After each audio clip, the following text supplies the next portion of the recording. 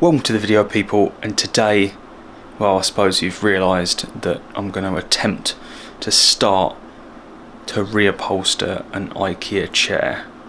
Now, many of you have probably got these. This is probably why you're watching this video. It might be out of curiosity, I've no idea.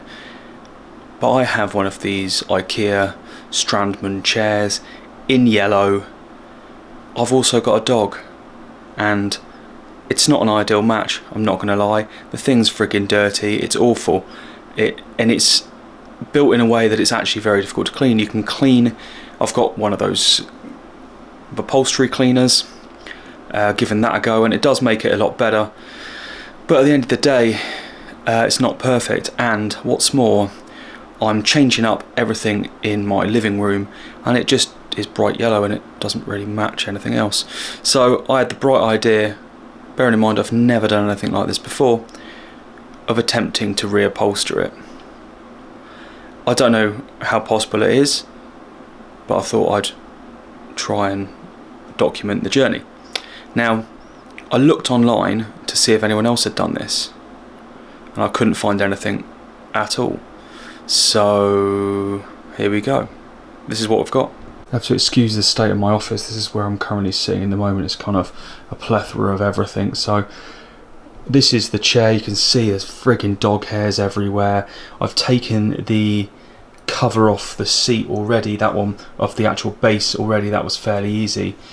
These bits here are actually clips. They clip in, and you can see, if I move right in there, that the rest is actually just held in or attached to the seat with staples. So to get those back, I'm going to have to try and work out how to remove this whole thing to take it off, but covering that itself doesn't seem that difficult. You can see they've just mashed in loads of staples anyway, and then kind of hammered it into there. So I don't think that should be too difficult to do, but I think the first thing I need to do with this in general is work out how to remove as much as possible. The hardest part I can see at the moment is, like, I don't know how this bit, because this bit covers a lot of the bits where I can't get into the gaps there.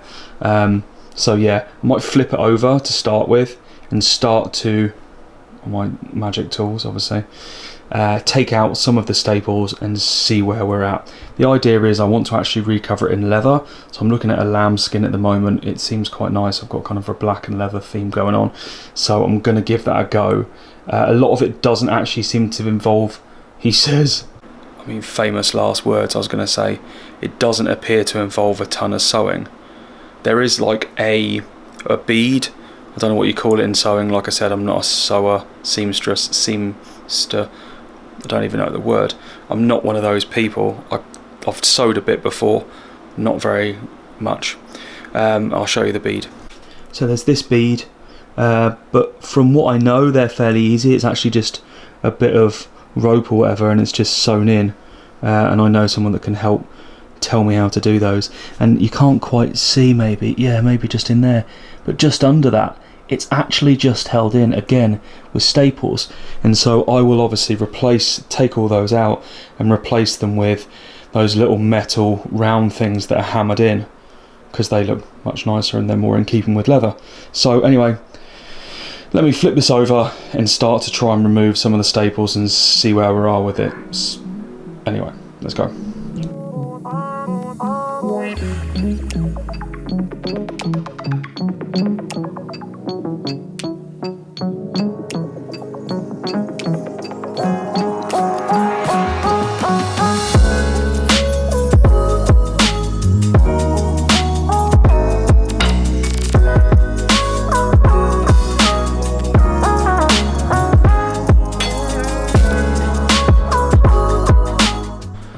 So I noticed as soon as I flipped it over that there were some bolts that obviously held it together.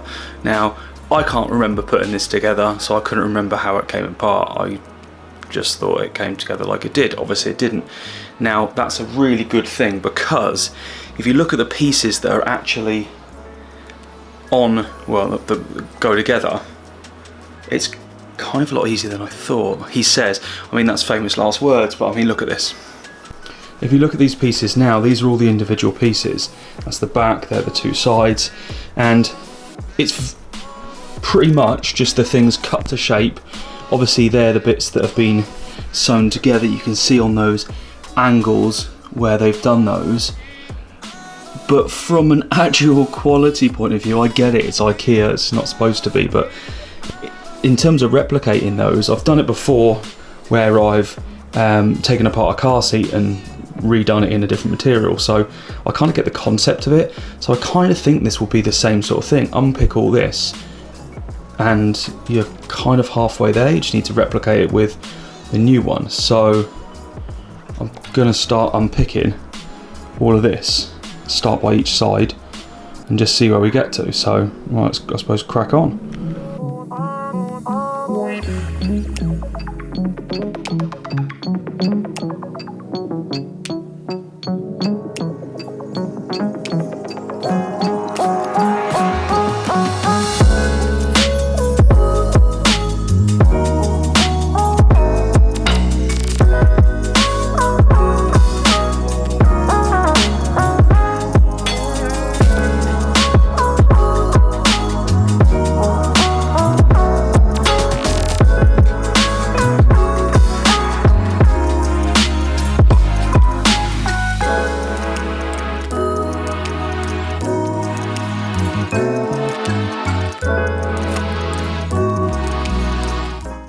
Quick check-in, and I've managed to, you can see all of this back is now off here.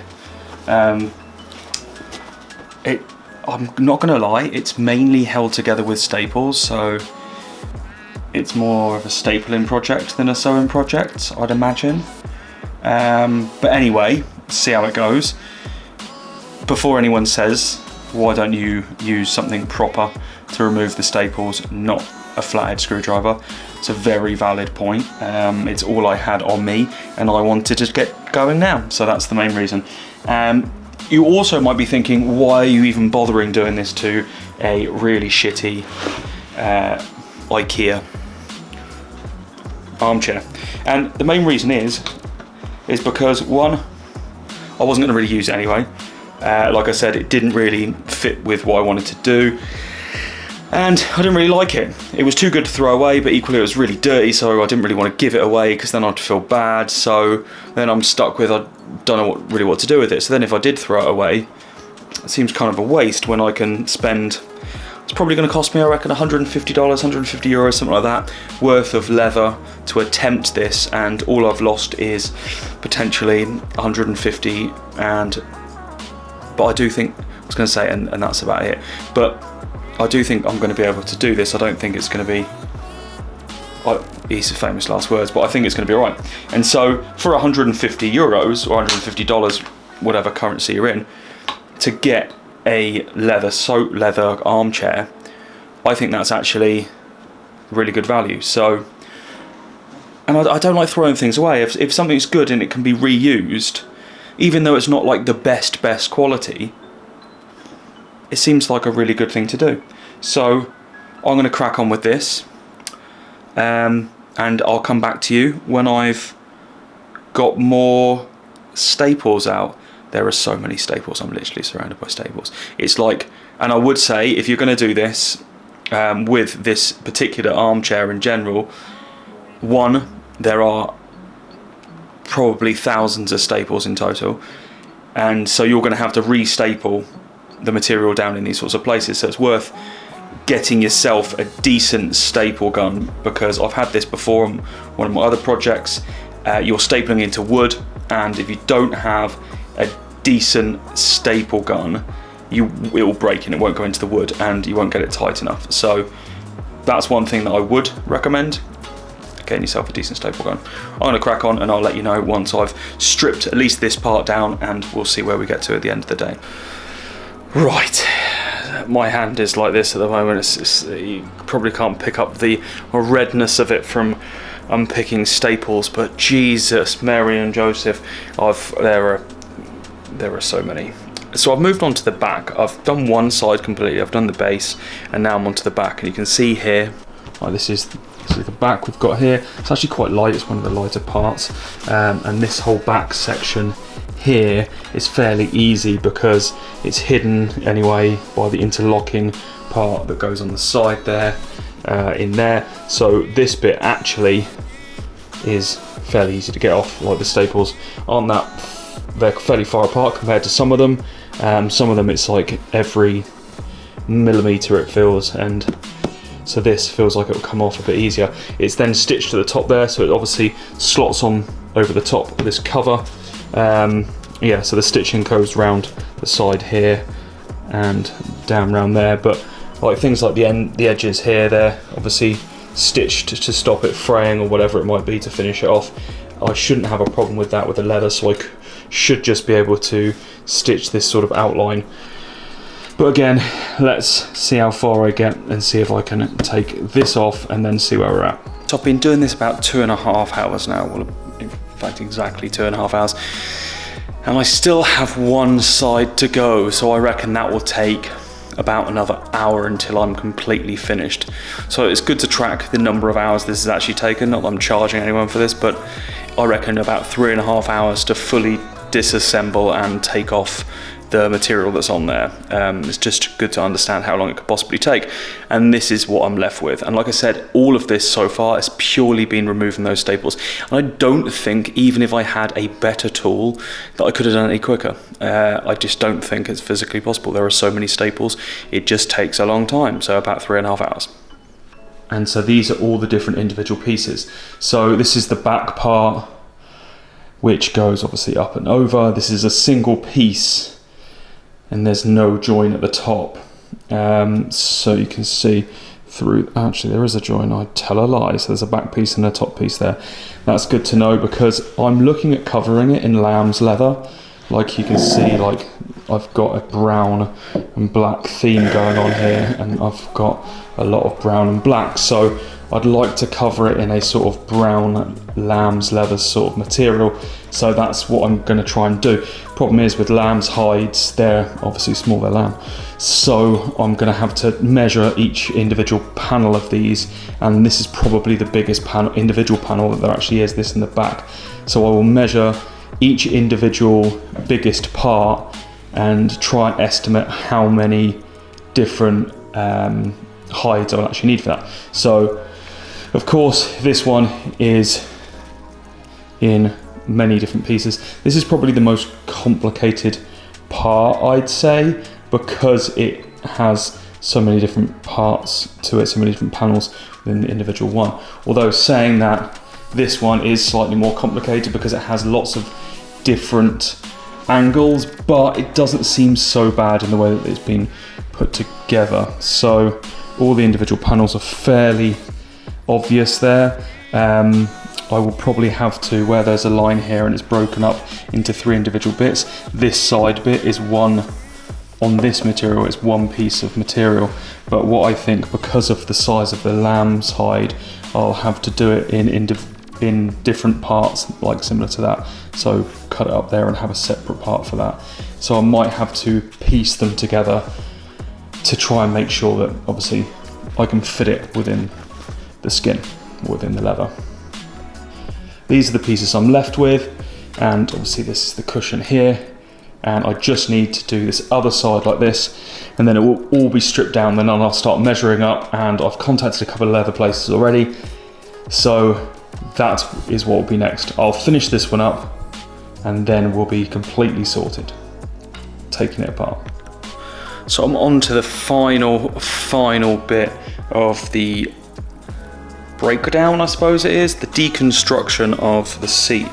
And I'm telling you, so inside these bits here, these bits, they have the bead, which I will be replicating along here, but I do think I will be using, instead of staples, the little leather nails, wherever they are. So I need to go online and look for some of those, because once you take this bit off, I was like, I'm done. I tried to get this off. Look at what's still left. There's staples after staples after staples after staples, oh my god, so many. So I understand why they do it, because you want it obviously a tight fit all the way underneath things like the arms and everything, you want that to be really nice and tight there, but I think I can get the same equivalent with those nice or nicer looking leather nails. I don't know what they're called, you probably correct me, whatever. So this final piece, and I will have all the pieces. So give me 2 seconds and I'll sort that now. And finally, I've got the last one off. So that can now come out, and the last piece is disassembled. And I do think that hopefully, touch wood, somewhere, that will be the most difficult part, or most time consuming, I think, just because of the staples. So this is all of the different pieces. Each side, I've got the side, the back, the side, the base, and then the cushion over there. And then these are all of the individual pieces taken off of the material. So every individual piece here. So what I will now do is go and get some measurements of all of this stuff and try and work out how much leather I will actually need to do this. So that's going to be my next thing, but I'm going to leave it there for this video. And yeah, about 3.5 hours that took. The reason I'm really following this, I don't know if anyone's really interested in recovering their own chair, especially I suppose the IKEA Strandmon or whatever it's called. I couldn't find anything online of anyone else having already done this, so I thought, why not? I do have other channels, but they don't really cover this sort of thing. But I've got ADHD and I have a new project every 4 seconds. So I thought for this one, there are a number of different things that I am doing or building crafty sort of wise, furniture wise in my house. And I thought I may as well put these on a separate channel because someone might find them interested. A lot of people, well, in the past, people have said to me, you can't just do things because you think you can, and I think that's absolute crap, to be honest. I think if you don't try and you don't learn things, then you'll never be able to do them. So for me, I want to just show that anyone, I have no experience in doing this. I've never recovered an IKEA chair, or 2 a wingback armchair or whatever. I've never recovered an armchair ever in my life. But I want to show people that if you just try, when you break things down, it's not actually that complicated, and we can all learn to do these things. So if you want to give it a go, don't let people tell you you can't do things, just break it down and you'll find each part, if you learn step by step, it can't be that hard, surely. I mean, I'll say that and then it will end up terrible, but I won't let it. Honestly, I won't. But like I said, if you like that sort of thing, give me a subscribe or don't. Either way, there are a number of different projects that I am doing, like I said. I really wanted a baby grand piano in this spot in my house, but I couldn't afford a baby grand piano because they're actually really expensive. But I found one that was in like pretty bad nick, so it wasn't in the best condition, but it was $50, €50, and so I went and picked it up, hired a van. That cost me $100, and with total including fuel, van and this, I think it was €250 altogether. It wasn't white to start with, but I wanted it white because obviously it fitted in with my space. And it didn't work, so it had been in a garage for about 3 years, but I completely stripped it down, took everything out and redid all of it, cleaned everything out because it was all mouldy and everything in the middle. And I'd never done it before, but you know what? Didn't really matter because there's always a way to learn, and things, when you start breaking them down, aren't actually that complicated. So that's kind of me. Yeah. This is my TV cabinet as well, my TV unit, which I utterly hate. It's an IKEA unit and I hate it, and I hate this coffee table. And so I really want to get rid of it, and I'm gonna make a new version of this. In fact, I'll make a video on that because I have started cutting the metal to make it more in keeping with my theme. So my theme is going to be, brown and metal, and this doesn't obviously fit in. But like I said, I like to build things. I built this speaker out of an old champagne case. I just like building things, so I thought I'd create a channel that covered things like that. So if that's the sort of thing you like, I mean, go for it. I'm not sure when I will be uploading the next one of these. I just need to go on and find the leather. I need to measure and see how much I can get, because obviously the last thing I want to do is not order enough and have it not match. So I'll do some measuring, order some leather, order some of the leather nails, whatever they're called, and I'll see you on the next one when I start to break this down. So the next one, I think what I'll do is I'll break this down into individual pieces and then start, once the leather arrives, making those individual pieces section by section. And then we'll see how it goes. Anyway, hope you enjoyed and leave me a comment. I'll see you on the next one. Peace.